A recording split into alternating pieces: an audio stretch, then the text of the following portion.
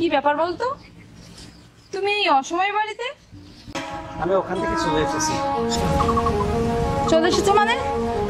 সামনের মাসে আমার বান্ধবীর বিয়ে, আমার সোনার গহনা লাগবে আর জামা বানাতে দিয়েছি, নতুন জামার অর্ডার। সেখানেও তো টাকা দিতে হবে নাকি? আর তোমার মৃত্যুর এত ভয় যে তুমি চলেই আসলে। দেখো রূপা, জীবনের মায়া সবারই আছে, এই জন্য ওখানে থাকা ঠিক হবে না। দেখো, ঠিক ব্যাঠিক আমি বুঝি না, আর আমি বুঝতেও চাই না। আমার সোনার গহনা লাগবে আর শাড়ি চুড়ি, অনেক টাকার মার্কেট। আমার কথা হলে তুমি কালই ঢাকা চলে যাবে। দেখো রূপা, একটু বোঝার চেষ্টা করো।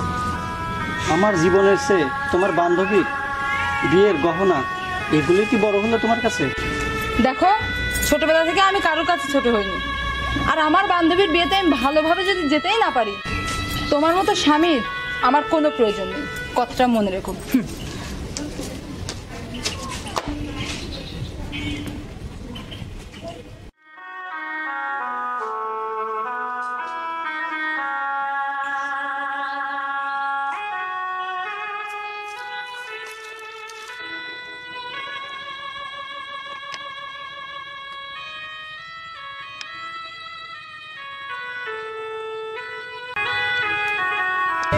আরে দোস্ত, কি হয়েছে? মাথা উঁচু কর, কথা বল। কি হয়েছে তোর? মন খারাপ করে বসে আছিস? দেখ বন্ধু, ছোট্টবেলায় বাবা মা মারা গেল, চাচার কাছে মানুষ হলাম। চাচা কত গ্রাম ঘুরে ঘুরে এই মেয়েটার সাথে আমাকে বিয়ে দিল। চাচা বলল, বাবা মেয়ের বংশ ভালো, মেয়েটাও ভালো, তুমি সুখী হবে।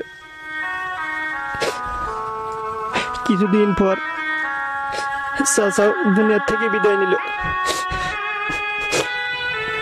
শ্বশুর এসে কত সান্ত্বনা দিল, বলল, তুমি কোনো চিন্তা করো না বাবা, আমি তো আছি। এখন আমার বউ এবং শ্বশুর মিলে আমার সাথে খুবই অশান্তি করছে। আমি খুব সমস্যার মধ্যে আছি বন্ধু, আমি খুবই সমস্যার মধ্যে আছি।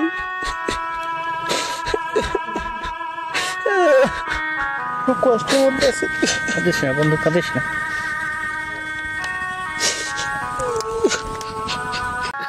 এই সমস্যার সমাধান একদিন হয়তো হবেই।